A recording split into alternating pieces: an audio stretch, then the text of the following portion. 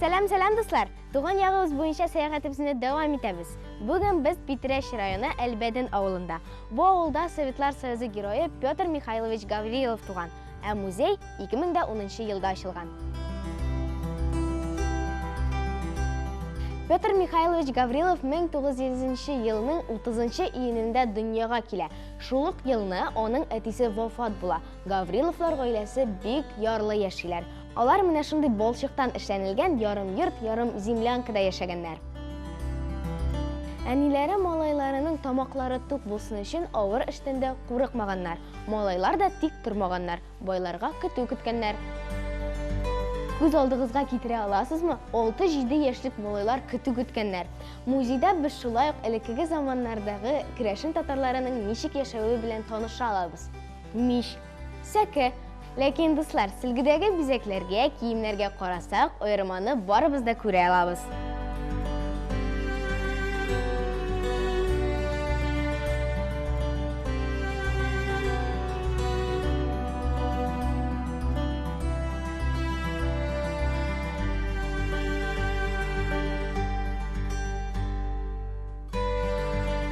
Гавриловлар гаиләсендә иң кыйммәтле әйбер бакыр самовар булган.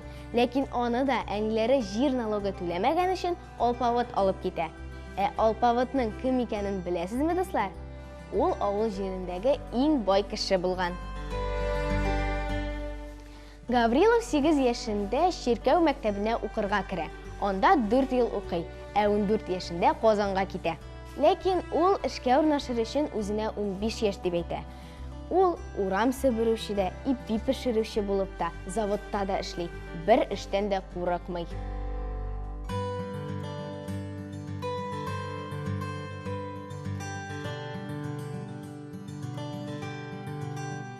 Ә инде соңрак Петр Михайлович Гаврилов Мәскәүдәге хәрби академияда укый.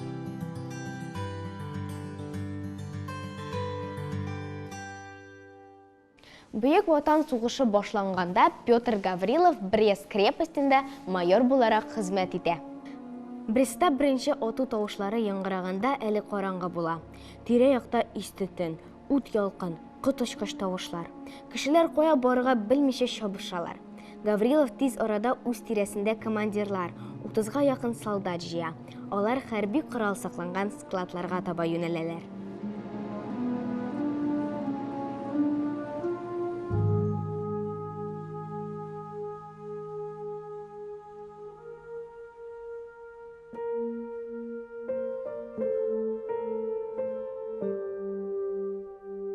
Сугыш башланып 5-нче көнгә су һәм ризык бетә.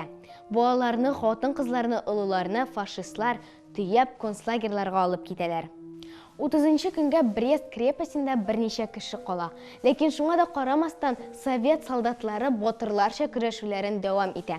Ә Гитлер армиясе бу крепостне берничә көндә алырга планлаштырган була. Петр Гаврилов солдатлар белән бер рәттән батырларча көрәшә. Һәм хәлсезләнеп, бер үзе атлар абзарында кала. Ул анда хәтта атлар ризыгында ашый. Соңгы гранатасын ыргыткач, аны пленга алалар. Ул вакытта инде ул ярым үлем хәлендә була. Немец генералы мондый батырны үтерергә ярамый ди. Аны юындырырга һәм госпитальгә салырга боера. Һәм аның батырлыгын үзенең солдатларына үрнәк итеп күрсәтә. Гаврилов үзенең чын фамилиясын һәм майор икәнен немецларга әйтми. Концлагерда ул 4 елын үткәрә. Анда ул гади солдат булып, Галкин фамилиясе астында йөри.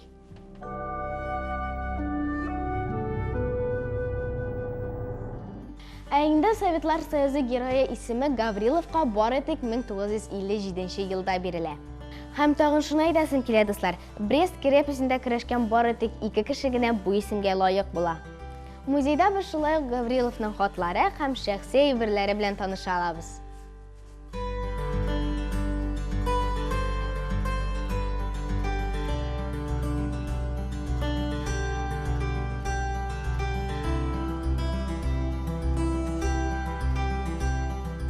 Менә бу крепость көрәшә дип аталган китапны Петр Михайлович Гаврилов үзе язган. Минем әле аны укыганым юк, ләкин һичшиксез укырмын. Дуслар, батырларны онытмас өчен сезгә дә укырга киңәш итәм. Сугыш беткәннән соң Гаврилов туган ягына кайта, ләкин монда озак булмый. Ә инде гомеренең соңгы көннәрен ул Краснодар шәһәрендә үткәрә. Үзенең васыяте буенча Петр Михайлович Гавриловны Брестта җирлиләр.